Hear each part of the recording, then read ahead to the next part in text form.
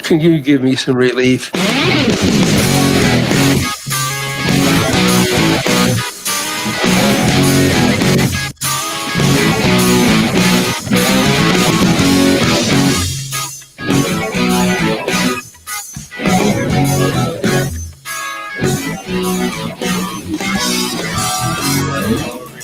Welcome to episode 130 of the Ron and Brian podcast. I am Ron, as always, joined by the man that you can now find on Parler under the screen name Cuck Crusher 420. Brian, how are you doing this week, my friend? How did you know I signed up for a Parler account? You know what? The internet, it's very tough to hide anything. And I have people that can track things down based on, some of the things that you're very much interested in. And somehow we all just seem to find this somehow. So that's all I got to say. But you and I never spoke about Parler.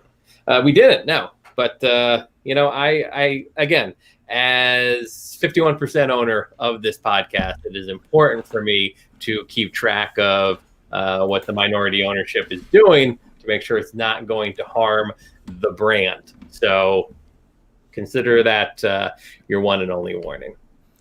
Fair enough. I'm gonna let that slide. All right, fair enough. So great week coming up here. Brian already showing off his Ron and Brian podcast mug.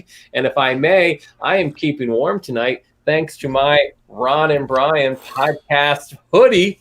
Oh, look at, let me get these little tassels out of the way here so you can see the nice logo. That's right, the Ron and Brian hoodie. Available if you are a Patreon subscriber. So you can do that by going to ronandbrianpodcast.com. Up in the upper right corner, click on Become a Patron. Billy, we did hear from Patreon. You should be receiving your hoodie in the next week or two. So enjoy that just in time for the cold winter weather. Brian, have you tried on your hoodie yet? I've already had it framed. Oh. It is never to be worn. I will never sully my Ron and Brian podcast sweatshirt with my own body oils. It needs to be put up on my Ron and Brian shrine. I've got it right now covering 49% of one of the walls in my bedroom. It's a shrine, if you would, to a time where I can honestly say I found the most emotionally satisfying periods of my life. Excellent. Well, it's a trip down memory lane, and we always love when you get overly emotional, but not too emotional. Let's get the drinking going though. Drink of the week. Na zdrowie. Salud. Drink of the week. Pleasure. Drink of the week. Drink of the week. Well, Brian and I both have a very special drink this week. A little something called Biden Blue Champagne to help celebrate our new president-elect. This is a very special vintage. It goes to those who were able to cast 500 or more votes in this past presidential election. Brian, I know you just got in there at 502. I believe I was out around 683. So it's a well-deserved victory, stuffing the ballot box in Pennsylvania and Arizona. So cheers to you, my friend. No, cheers to you. Pennsylvania was a state that we all needed. It was a state that had to go blue this time around if Biden was going to take over. I know you did your part. You stepped it up. You went door to door, neighborhood to neighborhood. I know you were very active in northern Philly, knocking on doors, offering $20 for people to give you their mail-in ballot. The numbers came in. The numbers showed exactly what we were looking for, and it was a beautiful thing. And one thing they said, because it is a Biden bouquet, you really got to get in there. Really got to sniff the wine. Just, smells like Delaware, Brian. Smells like an Amtrak train in Delaware. Hold on. So good. So good. Oh, so good. So good. We will obviously be talking about the election a little bit more as we get deeper into the show. There's a lot of drinking going on across the country, some in celebration, some in sorrow. There was a long line at the fine wine and spirit shop in downtown Philly on Saturday, but we'll talk about my trip down to Philly on Saturday. In the meantime, we got to get into a little bit of racism. This Week. in Racism. racism. So not as much racism in the news as normal. Everybody, again, hopefully tied up with the election, not being able to hate on each other as much as possible. But we do have 3 stories that we are going to cover this week. First, in racing, NASCAR has indefinitely suspended driver Josh Reaume from Reaume Brothers Racing Team for an anti-Semitic post that he made on social media. There are no records of the post, but it apparently was of an evening snack that Reaume had with a swastika drawn on it. I've heard potentially a toaster strudel with the icing done in a swastika. Reaume posted an apology on Twitter saying that the photo was, quote, taken out of context. He went on to say that he has a diverse family and team and once lived in West Africa for 13 years. No. You do not get to say something wildly racist and then point out, I've got a black friend, so therefore I can't be racist. It doesn't work that way. That shit may have been able to be passable 20 years ago, but now sitting there showing a photo of the black guy at work that you talked to, that doesn't make it better. All right. Quick question, Brian. What's better, toaster strudel or Pop-Tart? Oh, toaster strudel. Good call. Hands down. Yeah. Pop-Tarts were good probably in the early 80s. Trash. They're trash now. All right. We had talked last week about Louisiana State Police and how they're being investigated for systematic racism. Now we get to go to Baton Rouge, Louisiana, where 3 Baton Rouge police officers are on leave this week after a confrontation with LSU football player Coy Moore. According to Moore, a freshman wide receiver for the team, he was approached by the officers who pulled their weapons on him, assuming he had a gun or drugs. They also attempted to unzip his pants in search of a weapon. The incident only ended once the officers found out that Moore was on the LSU football team. Police Chief Murphy Paul said that an internal investigation into the confrontation is underway.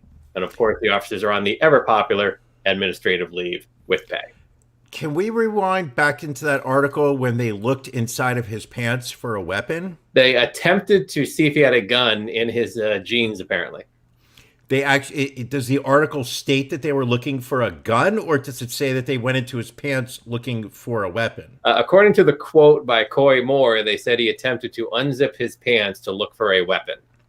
You're assuming you're assuming that they're talking about a gun. I'm thinking that this reminds me of a movie I saw when I was in college called Caged Heat in the Bayou. It was a story of a northern football player who goes down to Louisiana. It was a fake school to try out for their football team.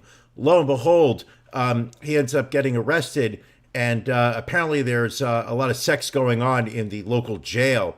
Twosomes, threesomes, bisexual orgies, porn. It was the last scene was just crazy.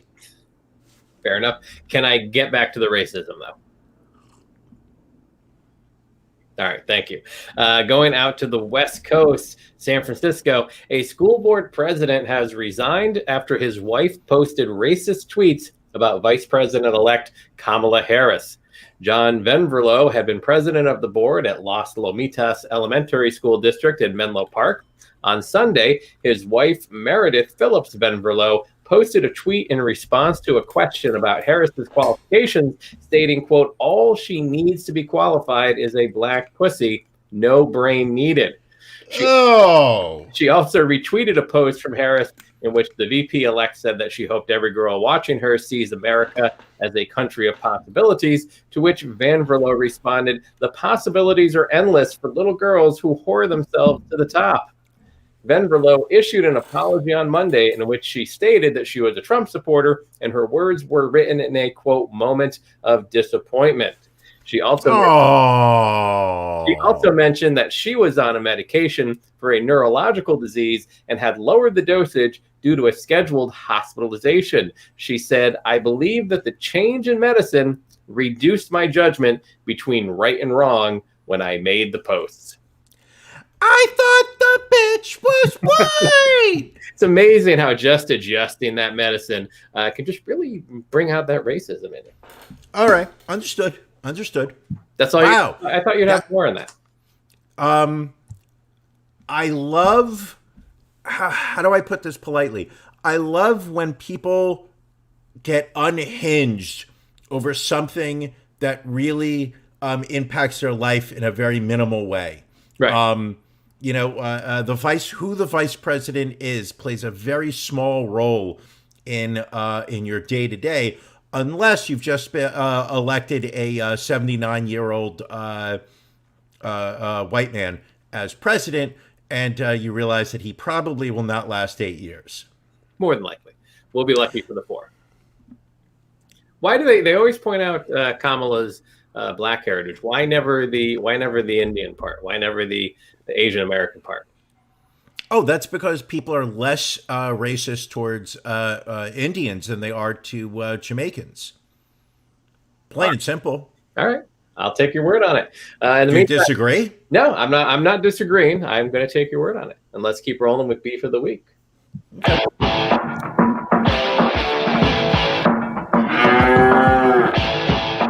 Ron and Brian's Beef of the Week.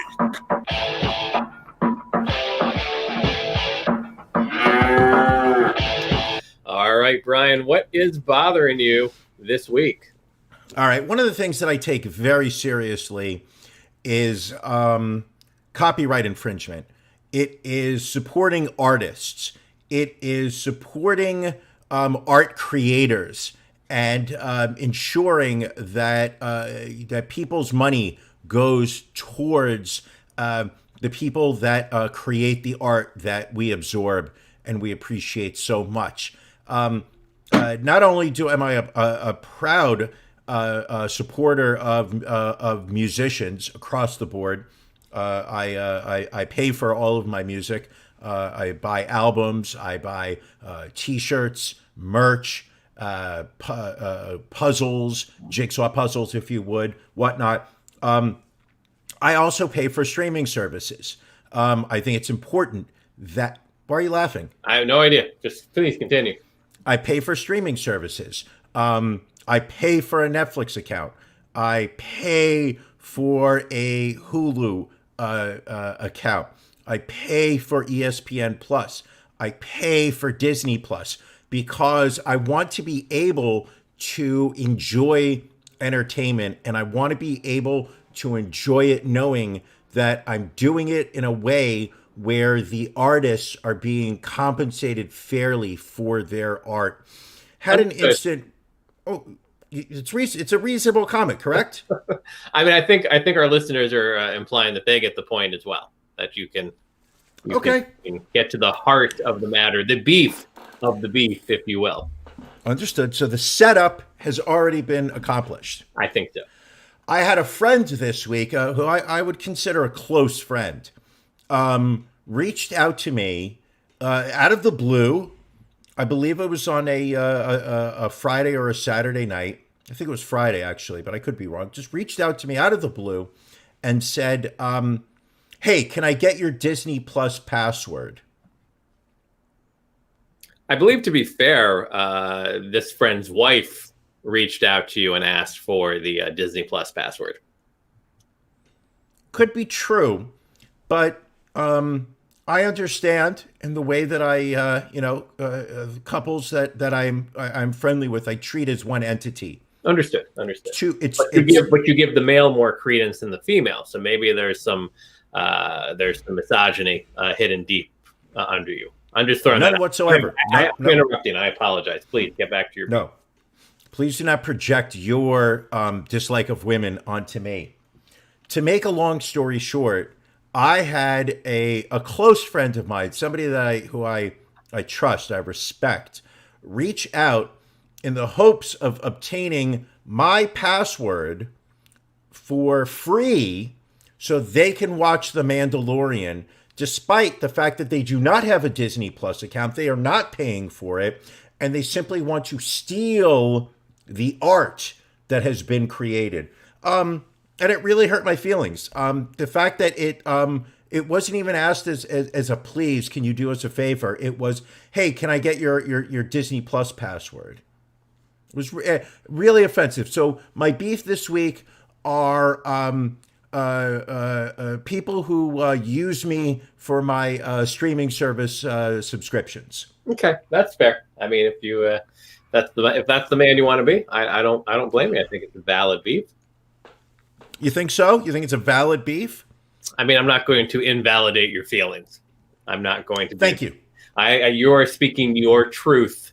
I am. And I'm not truth to power, by the way. Right. I'm not gonna interrupt that. Well, Brian, my beef this week, Brian, trees. Most specifically, the damn trees in my backyard. Literally 2 hours cleaning off the deck, raking, everything else. We get a big rainstorm. Everything's covered again. I hate the fall. Like, I like the cool weather. Hate the trees. Hate the leaves. I've ordered a big old leaf vacuum off of Amazon. Going to see if that takes care of things. You're looking for something that sucks very powerfully? Something that I can plug into a wall, something that's got some suction to it. Why don't you call your wife? It's really not nice. Not nice at all. Sorry. Were you going to say something else? You were leaning in like it was something to talk about. Fair enough. A wise choice. This isn't After Dark, by the way, in case you haven't realized. This is the main podcast that goes out to the bulk of our listeners. It's not After Dark? Not as of yet. It's gonna be lit after dark. I will tell you that, because we're drinking some champagne here, and if you are a Patreon member, you will get to experience that. If you're not, once again, go to ronandbrianpodcast.com, sign up. We will get you the link prior to 9:30 tonight. Where's the no bumper? Little ticker that says visit ronandbrianpodcast.com. There you go. Brian, it is time for NFL Locks of the Week. Again, kudos to you for yet another 2-0 week. You were looking at that Patriots line. They were favored by 7. You were like, the Jets are going to be the Jets, and they're going to lose this game, but I think they can cover. Sure enough, Patriots only win by 3 points. Did you watch that game? Because it was a very Jet-like loss they did. Did not watch a play. All right. And then you had Arizona favored by 4.5 over Miami. You were like, you know what? It is still Tua time. Give me Miami plus 4.5. They didn't even need them. Miami wins outright by 3, 34-31. Kudos to you. Listen. To me, they were obvious picks. I don't even feel week 9 was rather simple, really easy. I can't take much pride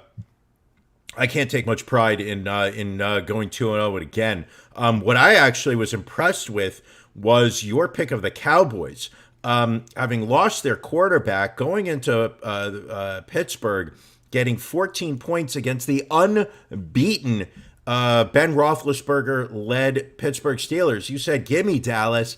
They're definitely going to cover. They may even win the game. This was one that I did watch most of. Steelers eking out a late win, 24-19, not covering, though. That gave you a win. And then it was just a blowout in Tampa Bay. Saints getting 4.5, won the whole game by 35, 38-33. You even said last week in the episode that this was the week we were really going to see Tom Brady when he is pressed up against a playoff level defense, scoring 3 points. That is not going to get you a Super Bowl. Ron, again, 9 weeks in a row you went 2-0. Congratulations. And just so that people don't think that we are just throwing out these picks, What I did was I went onto mybookie.ag and I bet a parlay with the 4 picks that we made last week. Put $250 down, and I was very happy. I won a little bit over $1,000 last week. Listen, if you've got the cojones to make the bets, you can make some money. And so, we're not fucking around. We are not fucking around over here. Who do you like this week, Brian? Ooh, I see some easy ones here. This week, I picked the Raiders are laying 4.5 against the woeful Denver Broncos. That team's going to be high off the weed from Colorado. And then this one, I found a perplexing line. Arizona Cardinals laying 2.5 against the 7-3 Buffalo Bills, taking the Bills and the points. Ron, back to you. All right. I like Miami. I'm sticking with Tua time. You made money on Tua the last 2 weeks. I'm picking up that bet this week, taking Miami -2 against the visiting LA Chargers. And then this, I had to look at the line twice. You've got the Minnesota Vikings going into Chicago, playing the Bears, and favored, even at 3-5, favored against the 5-2 Bears. Bears are getting 2.5 points at home, taking that every day of the year, putting all of your money on it and my money. Okay. Picks. And as always, bet with your head, not over it. Yeah, I mean, the lesson here is don't wager anything you cannot afford to lose. Listen, those however, checks aren't coming, so you got to be careful at times. But these bets aren't. I wouldn't even consider this gambling. No, I mean we each have gone 2-0 for 9 weeks in a row. I can't legally guarantee you that we are going to win again in week 10, but I'm putting my money behind where my bets are. I feel good. Sorry, I'm just sniffing more of this Biden blue champagne. You really you pick up some hints of the hair gel he uses. I even I smell some sunglasses in there. Does it smell like a 22-year-old unpaid female intern? It smells like no malarkey, Brian, is what it smells like. Oh, that's interesting. Very interesting. Well, as we have said before, and obviously all of you know, despite all of the rhetoric out there, the election has finished. Joe Biden crossed the threshold of 270 electoral votes and is the president-elect. It was, I don't know about up there in New York. It was fairly insane here in Philadelphia on Saturday after they called, I believe it was when they called Arizona for him. Or I'm trying to think what state, or did they call Pennsylvania in that push? Pennsylvania was the one that did it. So when they called Pennsylvania, there was chaos in a good way. A lot of partying going on in the streets. Walk me through it. Walk me through what, because it was it must have been a very interesting time to be in Pennsylvania. Somehow Pennsylvania has become a what do they call it? One of the main key states that seems to be on the road or the path to the magical 270 number. If you can get Pennsylvania, you are going to become the president. Both Trump and Biden put a lot of efforts into Pennsylvania. This was a state that all the pundits said was going to go blue in 2016. Trump was able to win it in a quite surprising manner. And this time around, it was up for grabs. Early poll numbers in Pennsylvania were coming in pro-Trump before they started counting the mail-in ballots. And then suddenly it was a game changer. But for about 3 days, most eyes, political eyes in the country were focusing on Pennsylvania because it basically was, with its 20 electoral votes, it was pretty much accepted that if Biden can take Pennsylvania, he's got the presidency. As somebody who was living in Pennsylvania that week, what was it like? Well, and as you said, a lot of people were anticipating that it would have been, heavy Trump voting on election night, with that lead being cut into as the mail-in ballots and dropped in the provisional ballots and everything were counted. There was, I want to say, in the ballpark of 2.2 million mail-in ballots cast in the state of Pennsylvania. About 1.4 million of them were from registered Democrats. And the challenge, I think, for the state was that by law, they were not allowed to start opening those ballots until 7 a.m. on election day. The Democrats in the state legislature had tried to change the law to, because of the heavy mail-in, to allow the state to start counting the ballots early.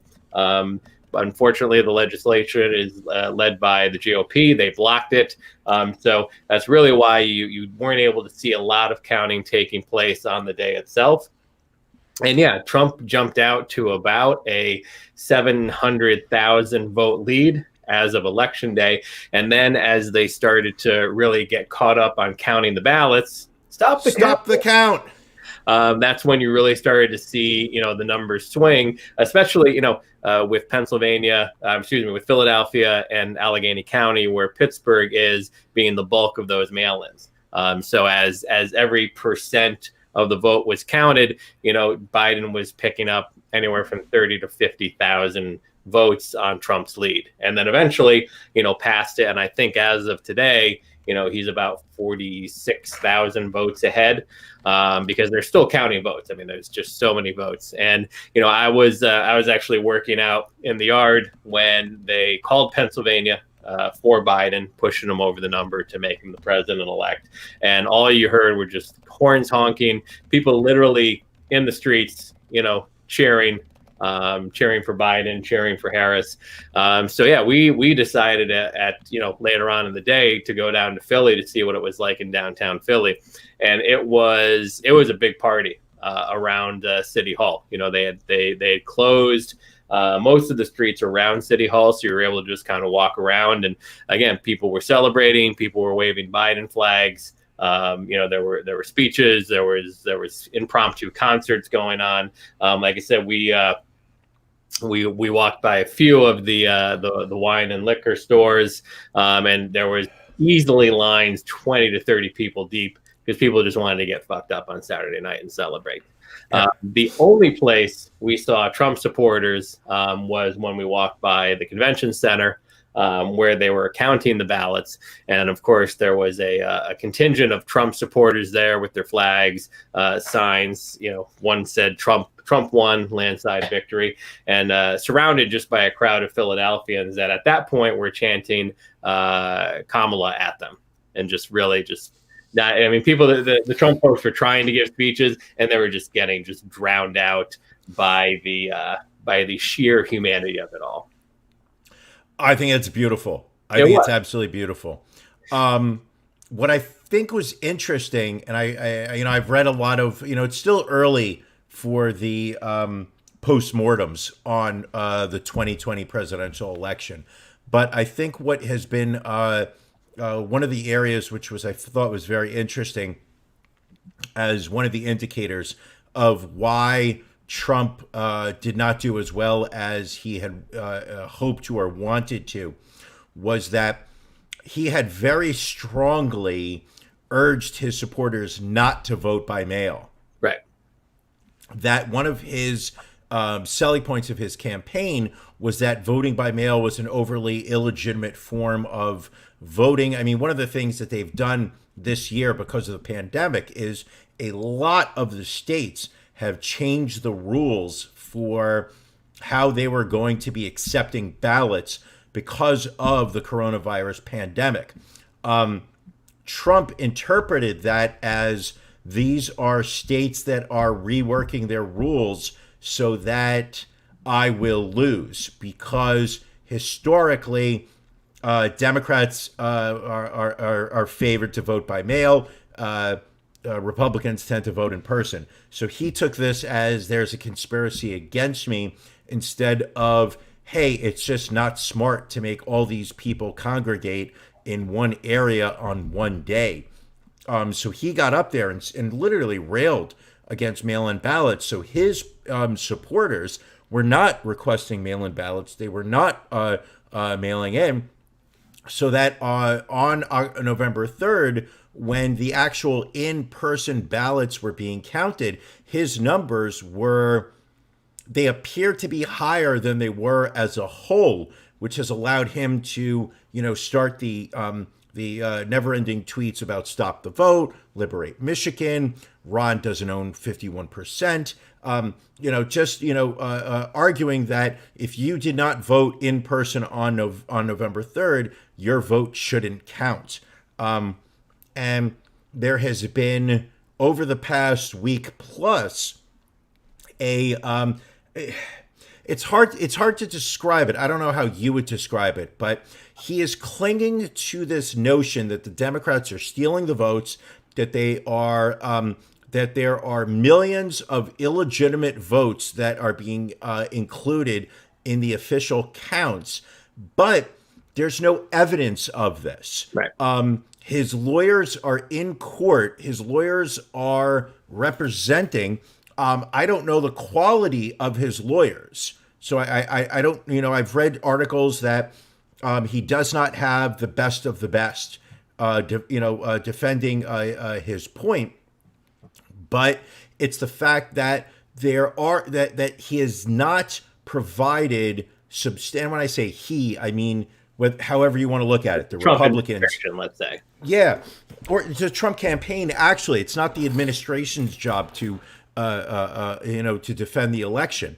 But it's the fact that there is a seemingly a complete lack of evidence of voter fraud. Obviously, he's making allegations that there are. I take the stance, and a lot of people would probably disagree with me, but I believe that he has a right to ensure that the votes are legitimate, that the votes are correct, that the individual state laws are being adhered to and respected and honored.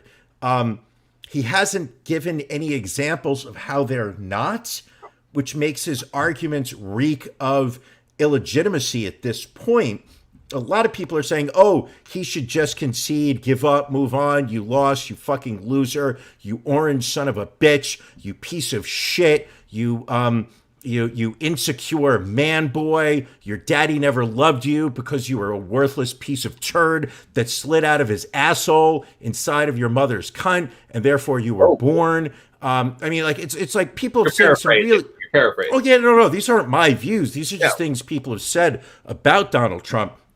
Some of them, in my opinion, cross the line, are hurtful, are really angry. But I believe he has a right to sit there and say, hey, this isn't, I feel this has been stolen from me, and here's my evidence. He has no evidence. And he keeps saying he's going to provide it. And it's pretty embarrassing so far. Well, and I think he is, I don't know if he's 0 for 16 or 0 for 18 in these lawsuits, but yeah, I mean, these are lawsuits that are being filed, alleging fraud. And then obviously when you file a lawsuit, there is a certain level of evidence you need to provide with it.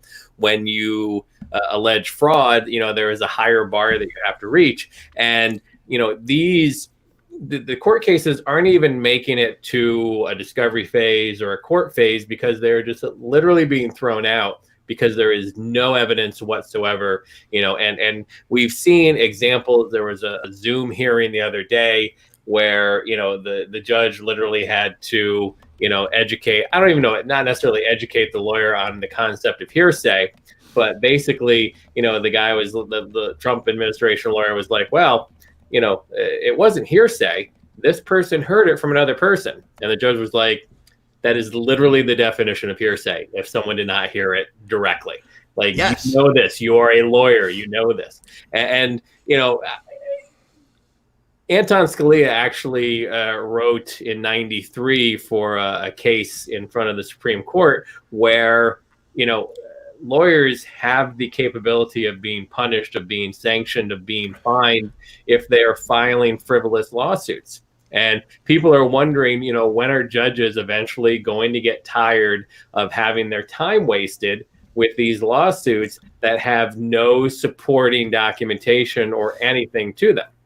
One of the lawsuits that was filed, I do not remember which state it was. I want to say it was Nevada. I could be wrong. It might have been Arizona. But the transcript was released, and it was early on in the week. I want to say it was Wednesday or Thursday. And one of the lawyers that was arguing Trump's point was arguing that the Trump campaign was not allowed observers to watch the ballot count taking place, and therefore the ballot should be deemed illegitimate. So the judge is asking questions. The attorneys who are representing the electoral board of that state provide the judge with evidence that there are Democratic observers and there are Republican observers, at which point the judge looks at the Trump lawyer and says, are there Republican observers watching to make sure that the Democrats are not stealing it? And the Republican lawyer said there is a non-zero number of observers representing the Republican Party.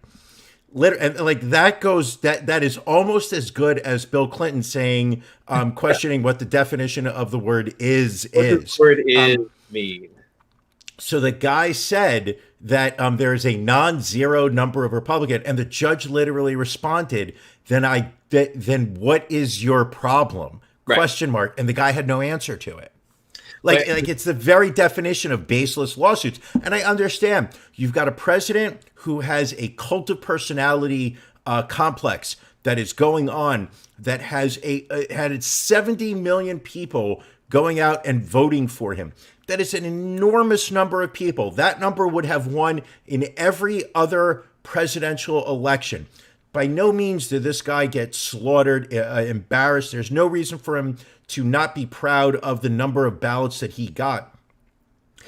But there is a complete lack of backbone within the conservative party to stand up to him and say, you are not making any sense at this point. Yeah, it's absolutely ridiculous.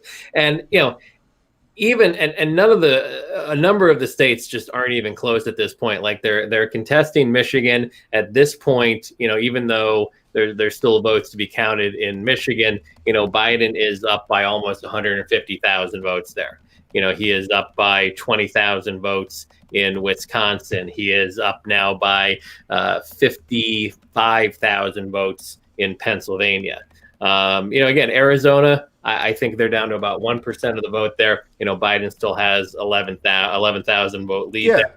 And then Georgia, again, still the shocker with about 1% left to count there. Also, 15,000 vote lead, which by law, right, Georgia will be doing a hand recount of all of the votes cast in the presidential election.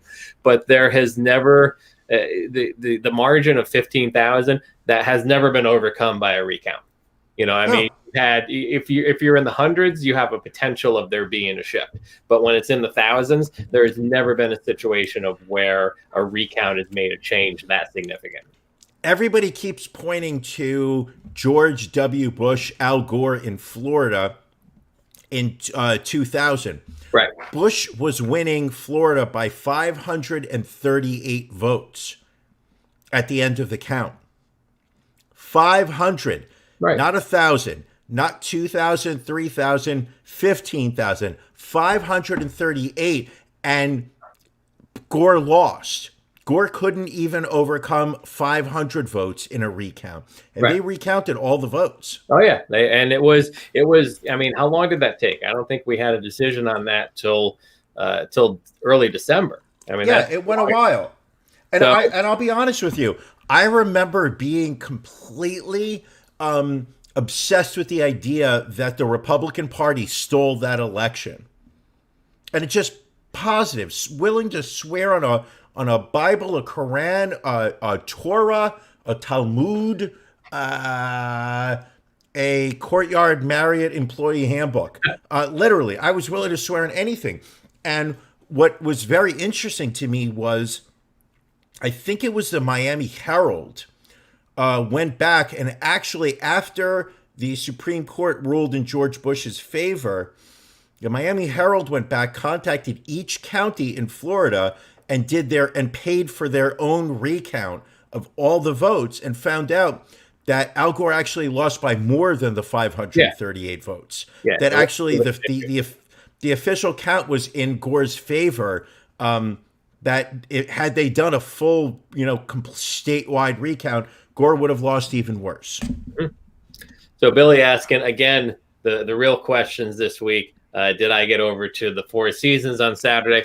I got over to neither the Four Seasons Hotel or Four Seasons Total Landscaping. Can we talk about that for a moment? I would love that. Might be, I believe that is the cherry on top of the Donald Trump 2020 campaign, which is by far has been, the Trump administration has been one of the most dysfunctional administrations I've ever seen in my lifetime. It's possible, in the 1830s, there was something worse. In my lifetime, this is the most dysfunctional it's ever been.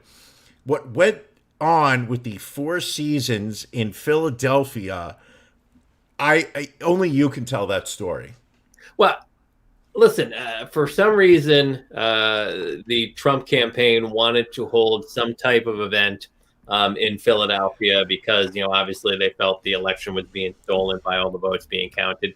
So they ended up going someplace called Four Seasons Total Landscaping up on State Road, kind of in the northern section of Philadelphia. Now, I will give you my take on this. There are a number of people who feel that the Trump campaign tried to book the Four Seasons Hotel and accidentally booked this Four Seasons Total Landscaping instead. I don't believe that's the case at all. And I'm going to tell you why, for a couple of reasons. Yeah, please.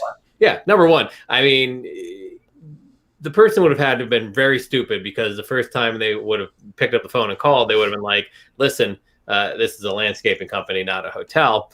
Secondly, it would not have made sense for them to try and hold an event at the Four Seasons Hotel because of the limitations in the city of Philadelphia. The hotels can only hold up to 10% of their occupancy. So they wouldn't have even been able to hold the number of people that showed up at Four Seasons Total Landscaping. They would not have really been, it wouldn't have been worth their while to do it. Plus, I don't think the Trump campaign wanted to get anywhere near downtown Philadelphia. I just think they were scared. I think they wanted to go someplace, the owners of the landscaping company, are Trump supporters. They've donated to the campaign. I think, they felt they were getting close to Philadelphia. They were getting in blue collar area that supports Republicans. And I think the mistake is I don't think the individual that booked this location realized that it was in between a crematorium on one side and a dildo shop on the other side, which that is freaking hilarious. That does not get any better. The fact that you've got Rudy Giuliani and Corey Lewandowski just kind of hanging out, and okay, well, you can go over there and get cremated. Oh yeah, and the sex shop's down the road there. So you're saying they intentionally went to a Four Seasons landscaping? I'm saying, yeah, because Trump put out a tweet saying we are going to be at the Four Seasons major press conference tomorrow at the Four Seasons. Deletes the tweet, then comes back and says major press conference at Four Seasons landscaping. Listen, there is no doubt in my mind that Donald Trump was probably confused, but I feel that the individual that booked it, knew what they were doing, because it would have had to have been just too huge of a comedy of errors to try and book the Four Seasons Hotel and then end up booking this Four Seasons Landscaping. I think it is an unfortunate name that coincidentally is the name of a hotel in downtown Philadelphia. But I feel they intended to book that location, but I feel they didn't vet the entire neighborhood as well as they should have.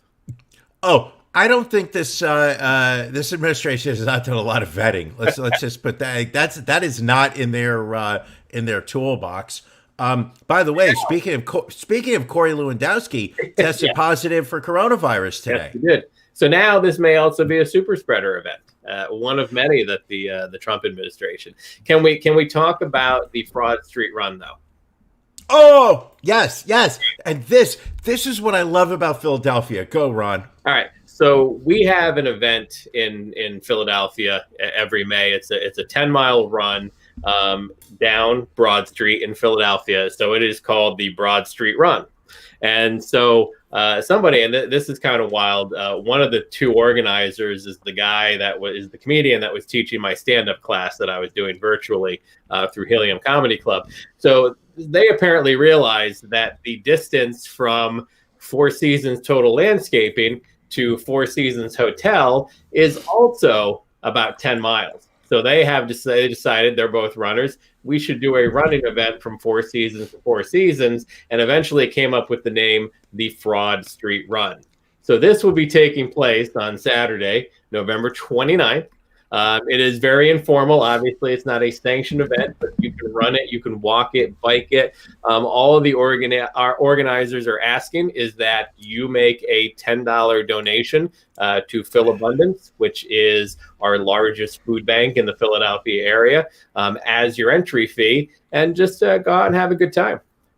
It's 10 miles? It's about 10.5 miles, so it's a little bit more than 10 miles. And will people be walking it? People can walk it. You can walk it. You can run it. There are actually local streets that you can literally just run along the 95 and get down to downtown. Can people start it, walk a bit, get in a car, drive a bit, get back into it, and then finish by walking? Again, I think you can do it however you want. It is the fraud. It's a Fraud Street Run. Like I would imagine the rules are a little loose on this. And now people are pointing out like all the various restaurants and things. So people are kind of turning it into a food crawl because you have Sweet Lucy's Barbecue right there by Four Seasons Total Landscaping. Personally, my favorite wings in the world. Have I taken you to Sweet Lucy's yet? Ron, first off, we went to a barbecue place. I don't know if it's the one that you're talking about now, but we went. We were coming home from an event, and we stopped off at a barbecue and brought it home. Yeah, I think that was Sweet Lucy. Are you thinking what I'm thinking? What are you thinking, my friend? I'm thinking that I, and your wife do the Fraud Street Run, but we drive parts of it. We drive most of it. Basically, what you're telling me, it's the Saturday after Thanksgiving, correct? It is. Yes, it is. So, for those of us that are employed, not unlike yourself. Yes, of course. If you have Ron's unemployment in your bingo card, please check off your box now. Mark it off now. Right now, Billy is screaming, bingo! Actually, Billy's bringing up the good point that you can get a new fleshlight at the sex shop by Four Seasons Total Landscaping. Oh, yes. Anyway, I am proposing that I come down that Saturday. Okay. That Saturday morning. I say we absorb the festivities. We take part in parts of it. You and I both know we're not walking. We're running 10 miles. No, either. Fuck that. No. But we get involved. We do parts of it. And we do this. We raise money. We accept donations from our listeners, and we donate it to a good cause. What if we match? Phil Abundance. That is the official charity of the Fraud Street Run.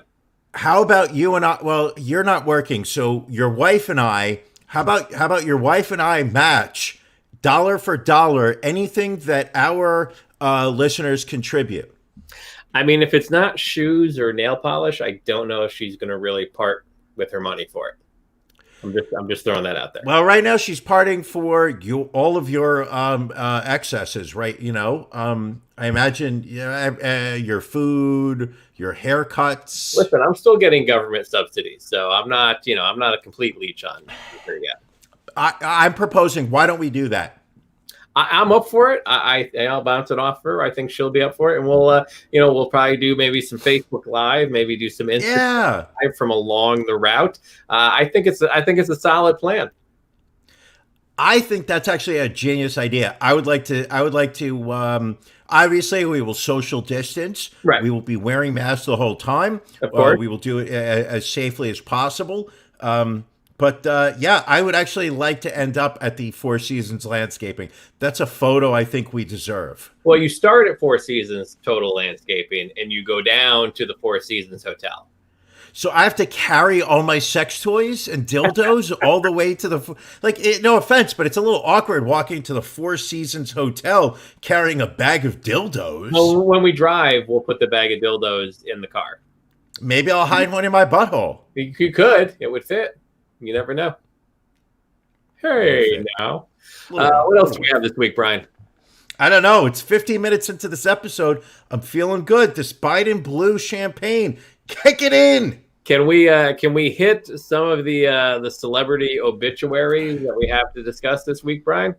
Oh, the rap world took a lot of hits this week, Ron. It did. It really, it's like the names. The losses. I know you were a big fan of King Von. Yeah. King and I go way back. King Von died at the age of 26, getting shot outside of an Atlanta nightclub. Because what are you going to do when you're in Atlanta during a pandemic? You go to a nightclub and get shot. Right outside the Monaco Hookah Lounge in downtown Atlanta. An argument between two groups of men escalated to two fights. A total of 6 people allegedly were shot. 3 staying at the scene of the crime, 3 others running away, but still ending up at the hospital. 3 of those shot died from their wounds, including rapper King Von. Ron, what would you say was your favorite hit of King Von? I believe his remake of Put 'Em on the Glass. Oh, so good. Do you want to play a couple seconds of it? I'm afraid not, or else we'll get taken off the air. Who else died this week? Somebody big. Was it Mo 3? Yo, Mo 3 down in Dallas. That was rough.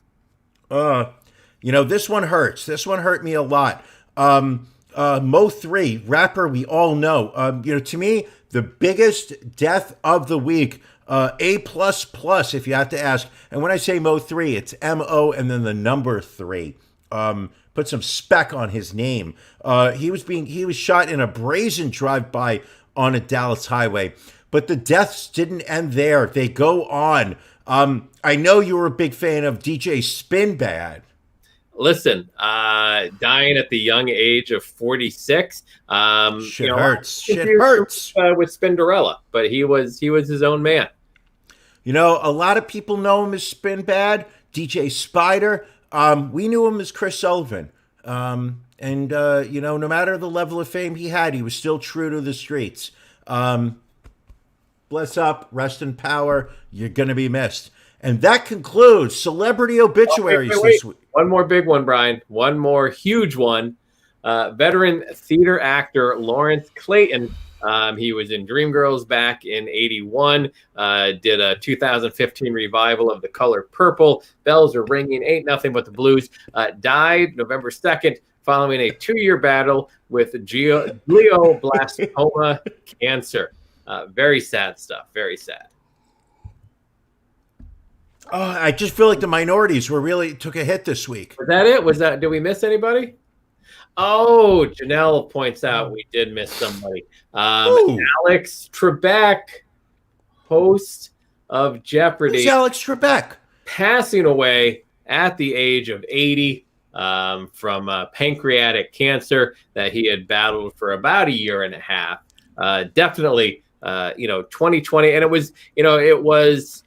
it felt very apropos for the year because it was a couple days after the election was called and we were all kind of feeling good. We were all happy about having a new president and vice president. And then 2020 was like, you know what? I'm going to fucking take Alex Trebek from me now. And it hurt. What fucked me up on this is that we still have Pat Sajak, but we lost Alex Trebek. Yep. That's how you know 2020. We still have Chuck Woolery, and we've lost Alex Trebek. Chuck Woolery is a uber conservative D-bag on Twitter, and didn't he get canceled on Twitter at one point? He did, but he's back. So didn't he get coronavirus or no? Or his kid got? No. We talked about it, didn't he? Last. Yeah.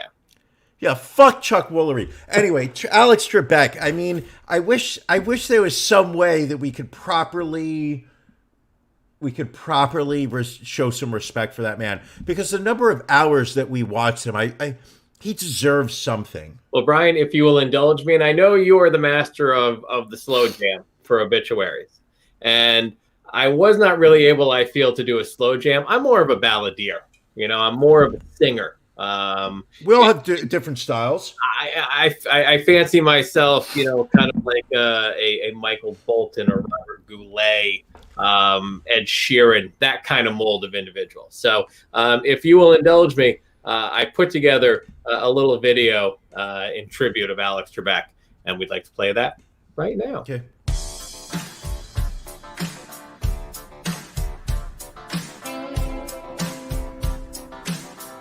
We lost our Jeopardy host. Ooh. We lost our Jeopardy host. Ooh. It's so sad, hard to be funny now. We've lost the real OG, had the answers and the questions too. It's Final Jeopardy, best mustache in the biz, made the rest look like hacks. We'll miss you, Alex Trebek. God should have taken Happy Jack. We lost our Jeopardy. Oh.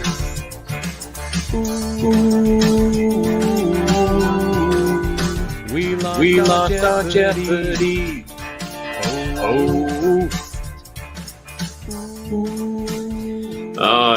It came from the heart, Brian. I hope that people saw, and I know you're broken up. You're a little broken up now. I hope people felt my that. finger is wet right now. My finger is wet, and that's not the only wet part of my body right now. But that was beautiful. We'll have that available on iTunes for purchase, 99 cents, I think. It's only right. We do have another clip of Alex Trebek here, which we should share. Someone put together a clip of Alex Trebek cursing, and it is kind of funny when you watch it. 24 hours a day, and call this number. You dumb son of a bitch, you don't watch it 24 hours a day. There's a daily cash prize of $1,000, and fuck no shit. Call now and play Phone Jeopardy. She drank the poison that Captain Hook intended for Peter Pan. Tinkerbell!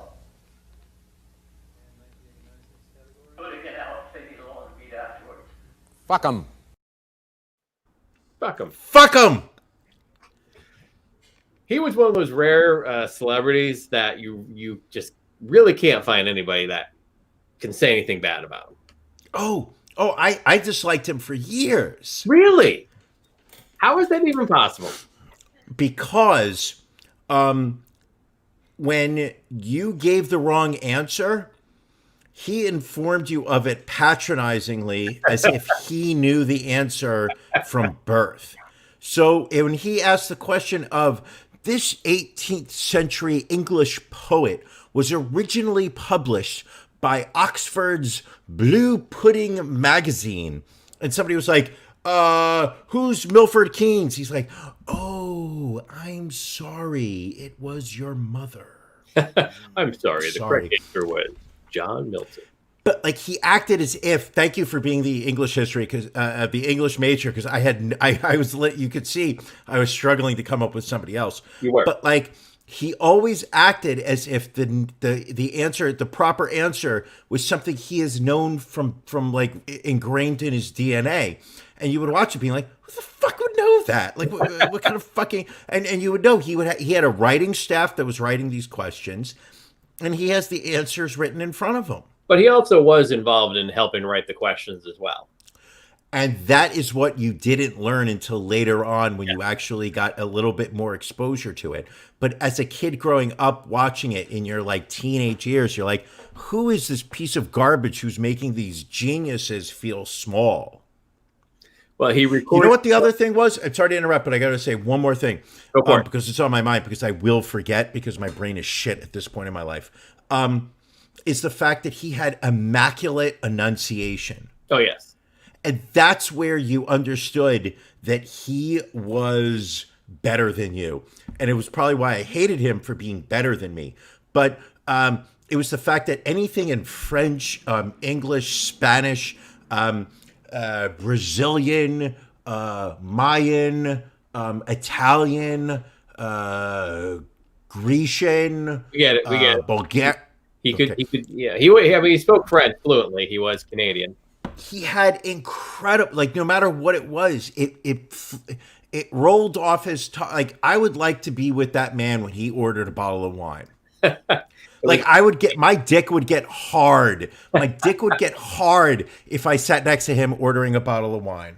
Well, rest in peace, Alex. We will miss you. And we will. Can we do a toast? Can we do a toast for Alex? I mean, my glass is empty, but I will raise it. I just finished it, but I will raise it to you, Alex. Again, you have no refill? I mean, I have to mix a new one, but you were, like I said, whoa. What the fuck have you been doing for an hour? Have you been nursing one glass for the entire hour? Drinking repeatedly. I've just okay. Cheers, Alex Trebek. I will fucking miss you. Yes. My question to you is this: what do you think happens moving forward with Jeopardy? Who do you think becomes the host? Excellent question. That's what everybody is wondering. He did continue recording episodes up until his death. He's got 30 in the bag. He's got 30 in the bag. Much like rapper Mo 3, he had 30 in the bag, but it was a much different type of bag. Ironically, his last episode will air on Christmas on December 25th. I think they will probably go on hiatus for a bit, but yeah, I mean, there's been names kicked around. I mean, there's been talk of, former Jeopardy champions like Ken Jennings and James Holzhauer. People have mentioned George Stephanopoulos would make a great replacement. Again, it'll be interesting to see. I think the show goes on. I mean, the ratings are too good. I think if you get a host that people can also connect with, again, it's going to be tough. He did this for 37 years. Maybe Brian steps in and becomes the host of Jeopardy. False. If I can make a suggestion. Yes. There is somebody out there who has the brain power. Okay. Who has the charisma. All right. Who has the pronunciation, who has the ability to research, who is currently underemployed and has a lot of free time on his hands. Are we referring to Donald J. Trump? No, my friend. Talking about you. See, I would want you to host it just because I think it would be refreshing for people on the show to not be able to get a question right, and you would just be like, you know what? I don't know the answer either. And I think America is ready for that. I think America, especially from what I've seen in this last presidential election, they are ready to connect with someone that doesn't know things. If they did a version of Jeopardy for North Dakota and South Dakota, I am all on board to host that, in the sense that I would be a question. Somebody names Samson. I'm like, yeah, that sounds about right. That sounds about right to me. I can't argue. Can't argue against that. Fair enough.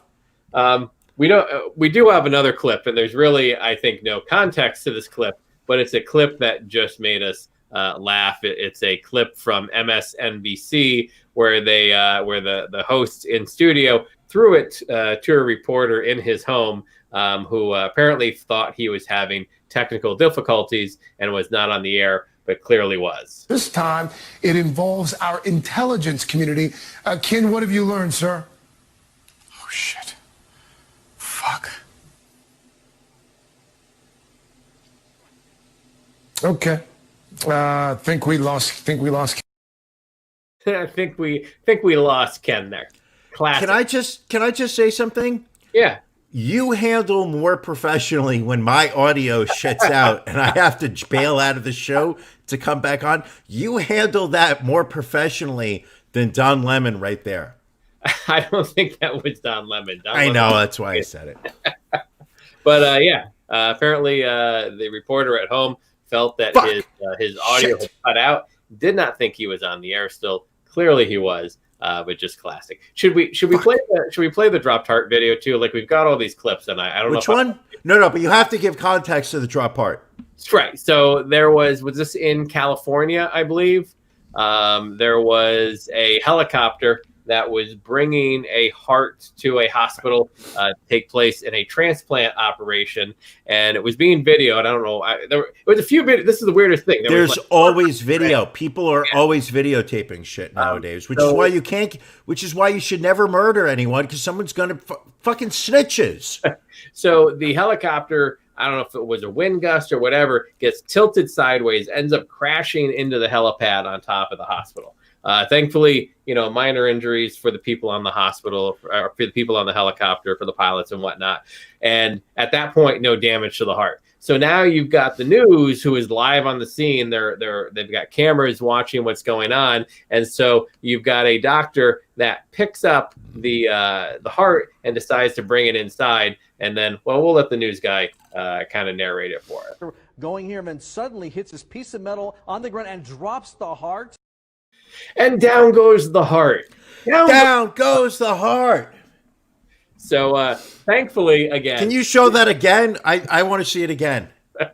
Going here, and suddenly hits this piece of metal on the ground and drops the heart. The heart on the floor. And everybody just kind of looks like, did he just drop the fucking heart? Drop the fucking heart. But again, thankfully, and surprising, and this will show you the resilience of the human body. The helicopter crashes, they drop it on the roof of the hospital, did not damage the heart. They were still able to utilize it for the transplant.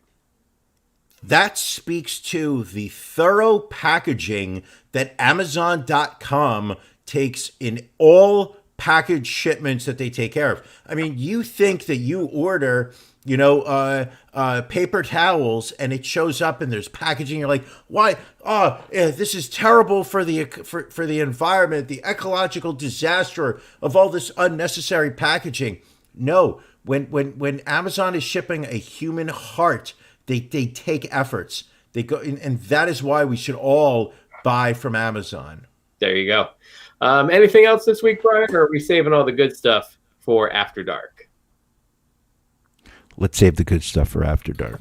All right. And just a reminder, if you want to join us After Dark, you have to be a Patreon subscriber. Go to ronandbrianpodcast.com, upper right-hand corner. Click on Become a Patron. Obviously, all things Ron and Brian are at ronandbrianpodcast.com. And as always, we ask that you go to our Apple Podcast page, leave a review. Don't just click the stars. Type out a review. Tell people why you love us so much. Brian? And Ron, do you want to tell people what we talk about during After Dark?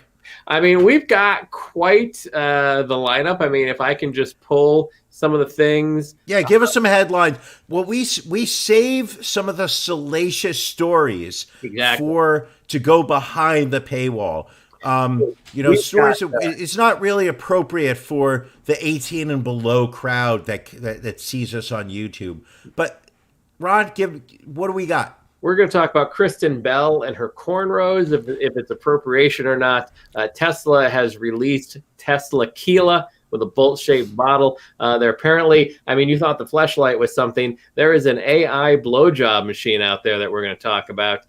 We've got a Texas man charged with bestiality, and a teacher jailed for sex with a teen boy student. A lot of stuff going on there. I did have a story, and we didn't get to it last week, and we're not going to get to it this week if we end now. We've got a few minutes. I just kind of want to get your take on this story from upstate New York, Syracuse, New York. You have two. You love stories about upstate New York. You've got two Syracuse school employees that were placed on leave after a photo showed them wearing No Lives Matter shirts as Halloween costumes. Now, on the face of it, sounds fairly horrible, but if I can give more context to it, the T-shirts not only said "No Lives Matter," they had images underneath of Jason Voorhees from Friday the 13th and Michael Myers from Halloween. So there was a theme to it. It was more the horror movie characters making these statements. I see nothing wrong here. That was going to be my question to you. I see nothing wrong here. The school district overreacted. Yes, absolutely. If they showed pictures of dead white people and black people, there's an ill factor, a yuck factor, poor judgment factor. A horror movie, No Lives Matter. I see nothing wrong here. And again, just real quick, Billy commenting on After Dark. It's when the gloves come off, and Ron lets us all know how he really feels. It got a little. We had the pajama party the other week. It got a little. That was so much fun. And I'm going to say this. I think some people are still upset about some of the things I may have said or nicknames I may have given them. I'm going to say this to you. The monthly pajama party that we do is a high point for me. And when I say high, it's not because I get loaded up on OxyContins right before the show and I put 4 fentanyl patches on me throughout my body. That's the point.